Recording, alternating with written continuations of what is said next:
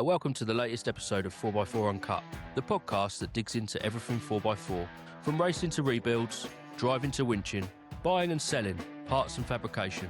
I'm Freddie, the owner of FDR 4x4, Land Rover parts specialist. I'm Alex, owner of Denells Off-Road. We manufacture steering and suspension links alongside all the other products for 4x4s. And together, we are 4x4 Uncut. Hi guys, welcome to episode 2. So in this one, we're going to talk to Freddie about how he started and what he's doing now. So how did you get started then?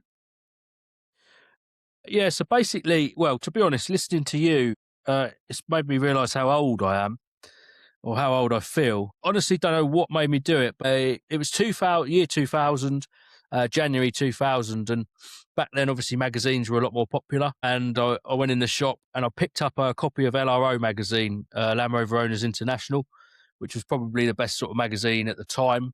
I was about 14, I think, and in it was like a winch challenge with some quite well-known faces in it back in of its time, and I thought, oh, this looks quite cool. I don't know. And to be honest, like back then, I was kind of into a bit of a max power kind of scene, and hot hatches. Well, they weren't very hot, but that kind of thing, and that was kind of my I was always like cars, but I wasn't really, four-wheel drives were just, they're by the by. And so I was flicking through this magazine, I bought it, and I started to look through it. And like I say, I had a winch challenge in. And basically, obviously, it was a very early winch challenge kind of thing. So it was Defenders with roll cages, low-line winch, mud tyres. Yep. That was it, really.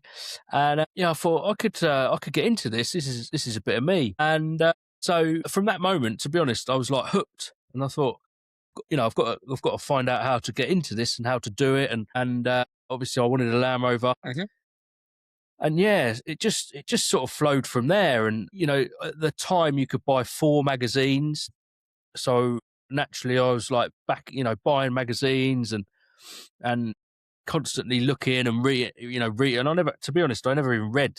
I wasn't interested in anything like that, but all of a sudden, it was like something that sort of, that light bulb moment, and I was hooked. And we just gradually started looking at them and learning about them. And as I say, it was this winch challenge thing that I think it was kind of the first. I think sort of a lot of people, when you go back to looking at winch challenges, it was sort of early, maybe 98, 99 when it really sort of started. So it was very early on in the off-road scene for that kind of thing. And yeah, that's kind of how that was my first sort of introduction to Land Rovers, really. Nice, that's fantastic. Yeah, so, strange. Along that sort of line, what was your first car, or I want to say first Land Rover, but I don't know if I'm right in saying that or not. Yeah, so first Land Rover. I used to do a bit of shooting at a farm with my dad, and again, it was kind of around the same time as this magazine, but they had like this green series Land Rover there, which to me at the time was just a pickup Land Rover, and we always used to walk past it and look at it and think, oh, it's a Land Rover. But as I'd sort of got into it and the bug had started sort of bitten, I used to, stop and have a look and peer in it. And it used to run and drive and everything. And I said to my dad, I said, oh, like, I think we should have, like, can we have it? Can we see if we can buy it? And he was like, well, really? See, he wasn't really into Land Rovers either at the time. And we spoke to the landowner, and it was just sat there. They used it once in a while and put some hay in the back. And it was a Series 2A long wheelbase, so 109. Is that the one with the headlights that are inside the wings? Yeah, so in the wings. Inside the wings, this one. It did go to on the outside. Let's put my anorak jacket back on. Yeah. That's as much as I know about the series. Series 2 and 2A, up to a certain point, was headlights inside the grille, metal grille. And as I say, this was a 109, which is obviously the wheelbase. And this was a 2.25 petrol, speed gearbox, pickup. And yeah, so we started talking to the owners about it and looking at it.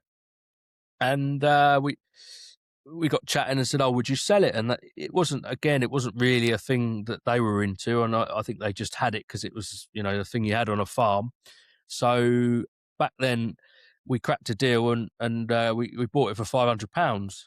Um, Oh, which if I could buy series Land Rovers for £500 now, or perhaps I should have bought a lot more back then, yeah. We'd all be rich. we'd have been rich. Yeah. So yeah. So as I say, we bought that and we got into. There was a local off-road track. So we got it home and started looking at it, and there was a local off-road track to us called Buers Pit, which was, funny enough, back then run by a Land Rover Owners International magazine, which was run with Vince Cobley, who I'm afraid isn't with us any longer. But he used to run it for the magazine as a driving day. I think it was twice a month back then. And Ed, his boy, he used to take you round and show you when you first arrived.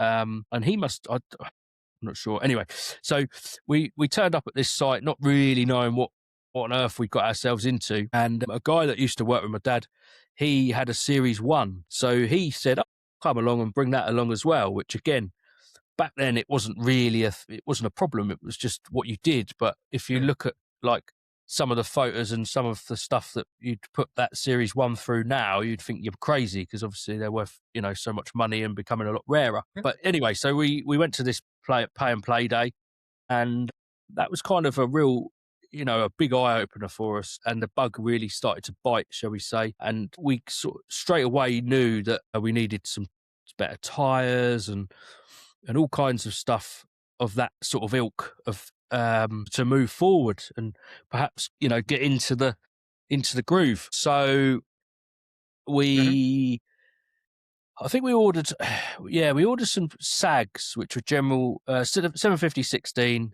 general sag tires, cross ply, which were pretty aggressive back then. I think they were like 60 quid each or something crazy. Wow.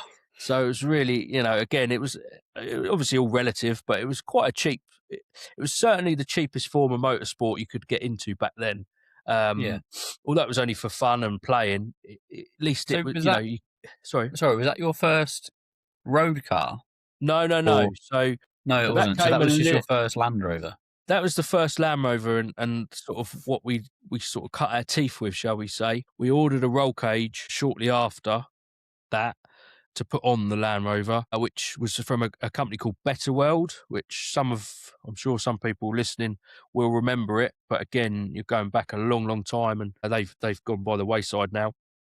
So my first actual Land Rover, moving on, because we kind of got into these vehicles so heavily, so quickly. My parents knew that I wasn't ever going to be going to university or anything. So they, saved up some money, like parents do. And they decided that it would be good to when we went to use the series, obviously when you're watching vehicles go past, you naturally saw other things, and coil springs was a big thing that we really wanted to have. Back in the day, obviously Defenders were just crazy money because they were quite new back then, and they were readily available. Anyway, so we sort of said, I really want, I want to get a Defender. I want a Defender. Let's have a Defender. And we, again, another one of our friends, they were selling a 1989, which is an F-Reg, 2.5 naturally aspirated diesel, hardtop 90. So yeah, because my parents knew that I wasn't going to be a university kind of guy, they very kindly bought it for me, which was my first car, or my first own Land Rover, shall we say, for the pricey sum of £2,800. Wow. Which again, I'd like to buy some Defenders or 90s as they were at that time for that kind of money. Was that so? Sorry, was that neat? When at that point in time, was that still nearly new then? Well, not No, new, but I'm not that old. I'm not that old. no. No, so But that was so I'm not sure how old. yeah. How No, old so that were you when you got I the was car? And still how there was old was the car? that was 1989 on an F-Reg. So 89. yeah, so it was a fair few years old. I was about, as I say, this was around 2000. I Okay. was about 14, maybe just coming into 15. And I thought, well, this is brilliant. This is what I want to do, and this is fantastic. So again, now we had the 90, we started to look at events that were creeping up. And back then there was again run by Protrax, which I think was kind of in Protrax wasn't, but the challenges were kind of in association with Land Rover owners like LRO. And they used to do an event called the Ultimate Challenge, and they also did, which was around March time. And then they also did an event called Santa's Challenge, which, in the name was around Christmas. Ticks over, wasn't it? Ticks, yeah. So originally when it started, it was like 6 sites. And again, you're going back to the days where no one had trailers. You just used to drive between the sites. Yeah. So I wanted to do, I was so into it, and I really wanted to do a winch challenge. And we'd done quite a lot of pay and play days, and got into that, and thought, well, yeah, winch challenge is where we want to go. And to be fair, at that sort of time, there was no racing. The Comp Safari was, still available, and trialing was quite a big thing, but there was no sort of, Ultra 4 style racing to be done anyway. That wasn't really in the scenes. We said, let's go and do the Santa's Challenge. But like I say, it was a 2-day event, and you had to drive from section to section. Excuse me. So my dad he co-drove for me, but he used to go jump out, and he would drive the road sections, because obviously I didn't even have a driving license. Which it was just the way we did it. But it was quite a baptism of fire, really, because excuse me, we purchased a worn XD9000 winch, which was a low line winch, steel wire cable. When you look at it now, I mean, it's just crazy how far it's come on. But yeah, so we had a low line winch on a standard kind of bumper, which was, well, like a snowplow really, and a steering guard, and some we took the sag tyres off of the series. No roll cage, just it was a hard top 90. So sag tyres on a set of 8 spokes. XD9000, worn XD9000 winch, steel cable, and off we went. Drove to the event. It was probably 2.5 hours for us, with a naturally aspirated 2.5 naturally aspirated. So we got there very slowly. And we pulled up into this event, which we were faced with, vehicles not probably extreme in today's standards, but extreme in what we turned up in, which was guys who'd been doing it for a while before winches. There wasn't big tires hadn't come in yet by then, but mud tires, BF Goodrich mud tires were sort of becoming available, so they were bigger. Anyway, off we went, and we got into this winch challenge, which was just, well, it was mad really, because we were so out of our depth. It was just crazy. It just didn't. It was a learning curve from the start, but it really did, set the tone and think, well, I want to get on and do more and more in the sport. So yeah, that was the first challenge, and then we sort of moved on. And I know when it made me think of it when you were saying, but Scorpion Racing, they were really pushing that kind of the side of the business, which I think was very good back then for the winch challenge scene. And they started doing some novice events, which is a good idea actually.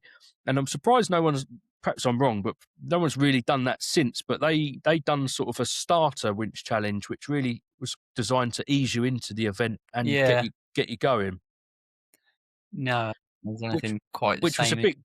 No, not at all. And it was a big help actually. And it got, you got to chat to people, and meet and you just it was a way of learning and not perhaps getting into the deep end straight away. Because, when we turned up on our first event, and like I say, it was just crazy really.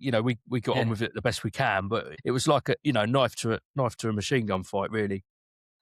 So anyway, they done that. And over the years, we carried on competing up until the point really where I suppose I was getting to the point where I needed to learn to drive, which so we pulled the 90 off the road because I was dead set the fact that I was going to have my the 90 that I loved, and it was pride and joy as a vehicle. But I naturally aspirated was hard work, to be fair, so I kind of needed a TDI. So we went for a TDI engine, but again, they were just so expensive back in them in them times. You could never get 200 TDIs with Defender engines were just out of the question. So we got a Discovery one, got that fitted, and that was kind of my first car then, basically. So yeah, that was how it began, if I'm honest. Wow, that's awesome. Yeah. So, did that lead into your career? Was the Land Rover influence of off-roading and building your own, etc.? Is that what got you into it? I mean, Yeah, how did it all start? So obviously we've been we had the Land Rovers and we had the interest, and back then, again, I don't know if they still do it or not, but you used to do work experience when you're at school. You could go and do 2 weeks worth of work experience. Excuse me, with whatever career path you chose. Do you know if they do it now? I don't know. Yeah, I did it. I mean, Okay, cool. It's I say I did it probably 10 years ago. Yeah, I think it's a great thing, and if they don't do it now, I think it should be done. Anyway, I did it in mechanics. Yeah, okay. I think they still do it. Yeah, I think so. So naturally, being the Land Rover addict I wanted to do it at a Land Rover garage. So when they came out with a list of places you could go, I looked at that and thought, well, I don't want to do any of that. So I went to a local Land Rover specialist at the time, and I just said, knocked on their door and said, is it possible to come and do my work experience here? Which they said, yeah, that's fine. Great, come and join us. And to be honest, I think probably, I don't know if it's the same now, but back then, because Land Rovers they're not classed as I think it's probably changed a bit now, but they weren't a cool car back then for a younger person. And perhaps they probably had a queue as long as their arm who wanted to go to Ferrari garage, for instance, but a Land Rover garage was not really that desirable. So so we started there, done my 2 weeks work experience, managed to get a Saturday job out of it as well, and that was kind of how it pathed my career really. When I sort of hit 16, again, I'm touching on the university, but I wasn't interested in school at all. I used to work for all the holidays at the Land Rover garage, and they said, well, do you want to do your apprenticeship? So I did day release, went to college 1 day a week, and started my apprenticeship for the same Land Rover specialist, which was great. And as I say, we worked through that. But it was quite funny because sort of back then, if you could use a computer. I was gonna say, I'm not that much of a dinosaur, but if well, no, you could, I was gonna say, I'm sure that's got to come at some point where it went from. if you could use a computer, you're kind of. Basically, I started looking at my own parts. Yeah. So when you go into parts and look something up, and again, you're sort of on the early. It was sort of a lot of people using books and microfiche to look the parts up. So it's kind of a bit of a crossover. And anyway, so I started looking up your own parts, and that sort of all of a sudden they thought, oh well, you can help in parts as well, which is probably what set the tone for where we are today. But yeah, so on a Saturday morning, we never really had a lot in the workshop anyway, so it was I'd go in the parts and do the parts counter. And again, you had I think it's changed a lot now because of internet and stuff, but a parts counter, especially on a weekend, was like a bit of a social gathering, and you'd have people popping in and buying their gaskets or whatever. Anyway, so that's where the parts side came. And I worked there all the way through to about 2006, which really my first job, to be fair, all the way through. And there was a local, it was quite local to us, which was handy, but like an expedition company, it was a German company, and they used to build quite cool cars. Because I had the sort of the passion for the off-roading and the winching side and a bit of travelling, we got I knew the company and got chatting to them. They offered me a job, and so I left there and went to do that. And again, it was around 2006. We did. They'd built cars for. I don't know if you've seen it, but like the Long Way Round and Long Way Down with Ewan McGregor and Charlie Boorman. Yeah, I think I heard of it. I don't think I've watched it, but I've heard of it.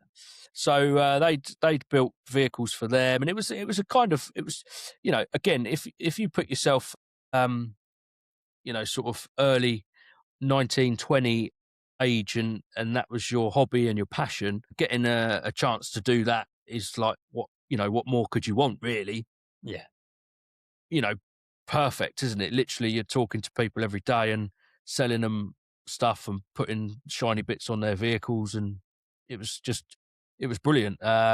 We also got to do quite a lot of trips. So there was an event called the Croisière Blanche, which was all in the snow in France. Oh, wow. And again, such a shame, because it was a brilliant event, and it got cancelled in the end because of environmental and stuff like that. But they actually sort of closed a lot of the ski slopes, and you got to drive on all the mountains and tracks. Amazing.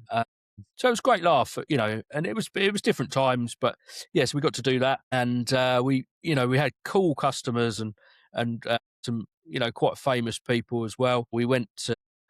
I mean, we can get into that another podcast, but we took Keith Flint from the Prodigy. We took him with us to the Croisière. Singer. The singer, yeah. Sadly, again, not with us anymore. But anyway, yeah. So it was good. It was good times, and that's kind of we done that and worked along there, and got to go all over Europe really with it, different events. And as I say, because it was a German company, we got to go back, out to the factory and visit quite a few people. Mm-hmm. And yeah, so that sort of pathed my career really. And then I've worked in various places after that along the way, and I suppose as you're growing up, you're sort of, changing your ideas and directions. But I've always stayed within the motor trade and garages, and always had my hobby as Land Rover. So sometimes I perhaps was just in a general garage, but it was always Land Rovers were hobbies, and we always carried on doing the off-roading, and that's kind of a brief thing of how it started, really, to be honest. So, what point and what time frame and year, etc., did FDR 4x4 start? So probably going to around 2018, something like that. It's not that long ago. No, it's not. I mean, It's we haven't spoke too much about like when we started our businesses. Obviously, when I started. Mhm. Yeah. Yeah, I mean, when you said that literally the other day, I thought, wow, it's like Yeah, I mean, it was pretty incredible. It was about, as I say, I think it was about 2018. I had before that, I'd had a garage, which was a general sort of service repair garage. Mm-hmm. We had a few people working, and it was another thing that we did, and that So was all work. 4x4s No, or just general cars, to be honest. all But cars? my passion's always, I've always had that thing about Land Rovers, and I think, Yeah. to be honest with you, perhaps I wasn't old enough in my head to be ready to, or to know how, what path I wanted to. So I probably dreamed about doing it, but I don't think I was perhaps ready in myself to do it properly, shall we say. So yeah, it was about 2018. We started FDR 4x4, which we had basically we probably had a 2-bay workshop, but it was in a line. So you could get, Mm-hmm. I think you'd probably get 3 Land Rovers in it, touching each other. So very small. And yeah, we started doing builds for people, restoration work, a little bit of welding, a few chassis swaps, general, service and repairs and stuff. And to be honest, like, there is, loads of people across the country who do that, really. And we just as people, especially with Land Rovers, as I'm sure you know, you end up collecting parts along the way, or someone will say, "Oh, you're into Land Rovers. Could you come and have a look at this, or would you like to buy this, or such and such has got something on their drive?" And that kind of led into doing quite a lot of second-hand parts. To a lot of Discovery 2s, because again, back then they were sort of hitting that time of being readily available, not making a lot of money with a scrapped one, but it was still quite a desirable vehicle, good Land Rover for people to still fix themselves. So we were buying a lot of Discovery 2s, stripping them down, selling off the parts. Usual story again, what a lot of people do, but we were just moving the bits along, and still doing the workshop work, and building a few vehicles for people, and it was great, to be honest. And I thought, this is fantastic. Why didn't I do this sooner? Probably wasn't ready. Then COVID hit, which obviously turned the world upside down to start with, didn't it? No one really knew what was going to happen. No. It was a bit crazy. So yeah, so I remember, I kind of do remember it, because I just had we had a son who was a couple of years old, and my daughter had just been born, and so when it hit, we sort of sat at home, and I thought, well, this is strange. What do we do? And to be honest, after like 2 weeks, my wife said, it's time for you to go, get out of the house, leave, yeah, do something. work, because this isn't going to happen. Probably for her sake more than mine. So yeah, so I went back to work, and I thought, well, where's this all going to go? And I'm sure you remember, it was the time where you couldn't even go in a supermarket, or people were queuing, and I sort of sat down and thought to myself, well, I think personally, everything, even if everything stops tomorrow, the internet is not going to die, basically. No. And that's kind of where I made the jump, because of all my connections I had for over the years. I started making some phone calls, and I made the sort of jump to think, well, I think new parts could be the way to go. So we got a website going, and basically just, it was kind of great, because there was so much time available, because the world had kind of stopped, if that makes sense. So Yeah, I'm not saying it was a good thing, but I suppose if you take a bad thing and try and make a good situation, it gave me the time to hit that ground running, perhaps. And so we started doing a few parts, and then, because I'm quite well known in the trade in this area, so the trade started to hear about us, and so we started supplying the trade again. And a lot of people that I deal with now are people who I used to deal with 20 years ago. Once your name's associated to that kind of vehicle, you're sort of always in that loop, if that makes sense. And so yeah, so maybe after a year, when we first started, I was literally packing parts on a bonnet of a Defender. I didn't anticipate it was only going to be a bit of a sideline, really, and just to help everything go along, and obviously keep money coming in, etc., etc. And after about a year, I kind of thought, I can't turn my attention to everything. This is crazy. Something's got to give. So I sort of decided to shut the workshop down, because it was crazy, because you're trying to weld a cross member on 1 minute, and then you're trying to answer a phone the next, and it just wasn't right. And it's not really how we work. I think you've either got to give it everything or nothing. So so we did.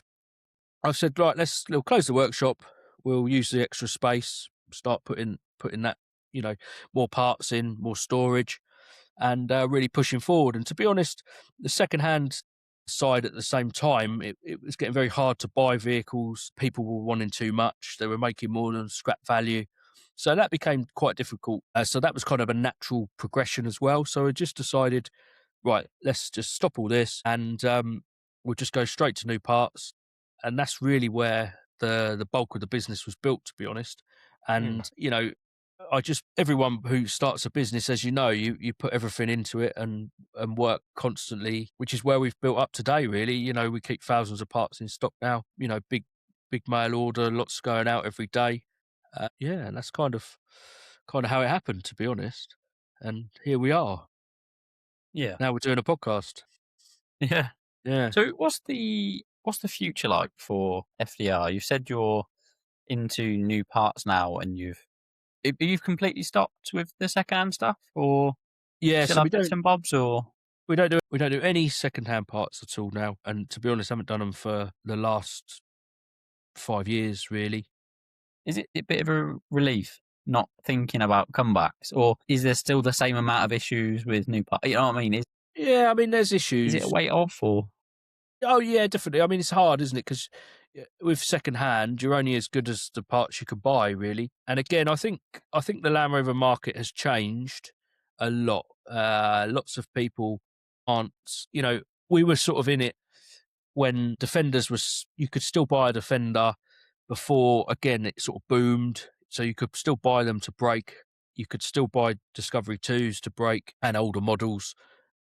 In that time, I think the market has obviously it's always changed along the way, but I think the market now has changed so much in the sense of a lot of the vehicles have become classics and are going back round. So they're becoming a desirable thing to keep. People don't want to smash them up off road anymore. no? So we've noticed a big change in that and the way people are looking at accessories, and also the fact that you've got Discovery 3s and 4s. They may be a great vehicle. Again, probably another thing for another episode, but excuse me, whether people like it or not, you you can't fix them on your drive like you could fix, say, a Discovery 2. So No. it was a massive jump, and that's, as I say, you say about the secondhand parts, it kind of it was just a natural thing to say enough's enough. Mm. Um, yeah, and that's, as I say, so secondhand parts stopped. We, when we ramped the business up, we also now we're the UK stockist for Maya chassis. Um, we keep, a big range of chassis in stock, all the Mhm. components as well, and we work, very closely with Maya. Like seen us at the shows and everything with our displays. Yeah, so when you say the future, I think we're just going to keep growing now and pushing forwards. I think there's a lot that's going to change in the Land Rover scene. Mhm. Again, another subject we can probably come on to. But yeah, just keep pushing and try and get back out. Get back out there. Perhaps not necessarily in off-roading terms or competing, but maybe just get back into some green laning and bits and bobs like that. I know we spoke Yeah. about doing some stuff together and just, get back into pushing the product and, yeah, just basically trying to be the best we can, to be honest. You said you obviously your passion is for Land Rovers. Mhm. You I know you do products for other vehicles as well, maybe not predominantly, but you do support other models as well? So we do other products through the Maya range. Mhm. We do the 4x4 Sprinter products, so, bash guards and winch plates. For, like, camper conversion, Yeah, like the camper camper type conversion. ones, the It's very in thing at the moment, isn't it, to have? Mm. I'd love one, but they're a lot of money. Um, Yeah. yeah, but no, yeah, we do a bit of that and some D-Max, and obviously a big one that I'm quite excited about is the Grenadier. I think I think that will become. I don't think it's an achievable vehicle at the moment for a lot of people, but Mm. hopefully, as long as they stay around, I think when they drop a little bit more in a cost price, they'll make it a more of achievable product for perhaps people who are looking at buying a Defender. Mm. So I think that's going to be quite exciting moving forwards. Who knows though? But predominantly we are Land Rover based.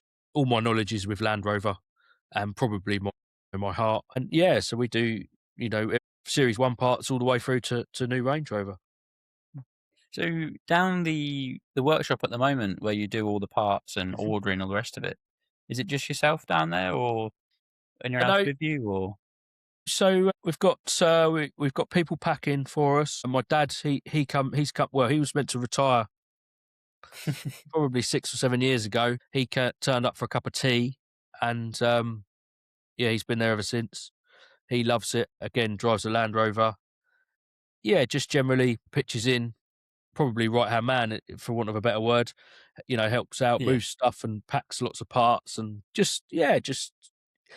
But I think the difference with ourselves is that if you ring, um, you're going to speak to me. I'm on the phones, so I think that's a slight. Excuse me.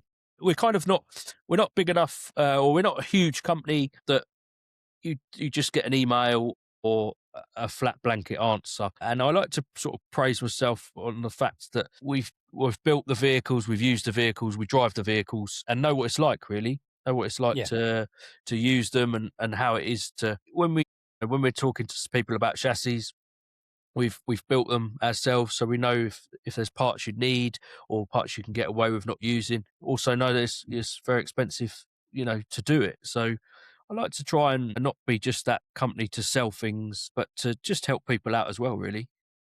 Yeah, I mean, I think we were talking about it before. It- People want the full package now. If if you know what you want exactly, you've probably already gone online and ordered it Yeah. from the manufacturer. You know what I mean? Mm.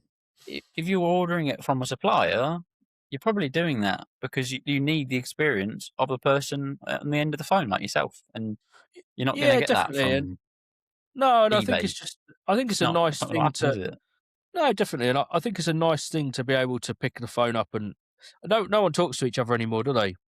It's all Oh everything's no. just an email or no, there's no sort of one-to-one interaction anymore, which we've always done, and I'd like to say we always will do.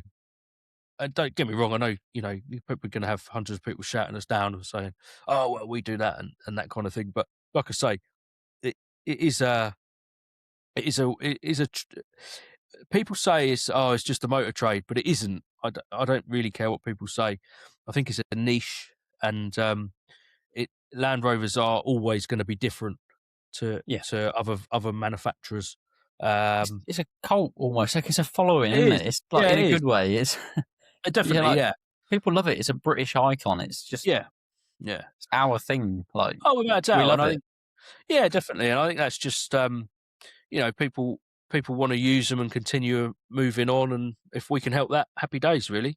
Yeah. Um, yeah, but no, apart from that, I've got obviously again on social media you've probably seen him, but I've got my trusted dog Ziggy. I don't know where he is. He's somewhere here, but he's been in footwells with me since 8 weeks old.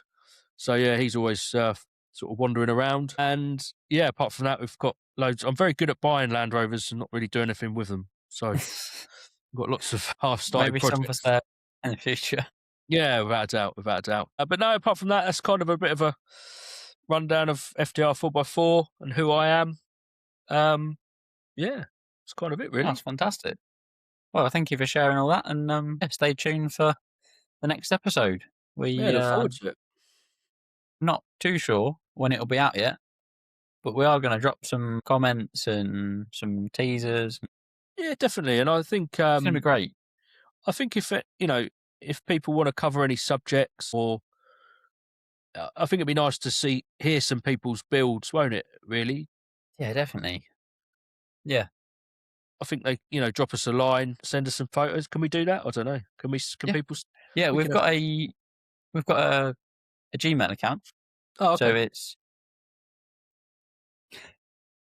4x4 uncut podcast at gmail.com. Sorry, I was trying to remember it myself then.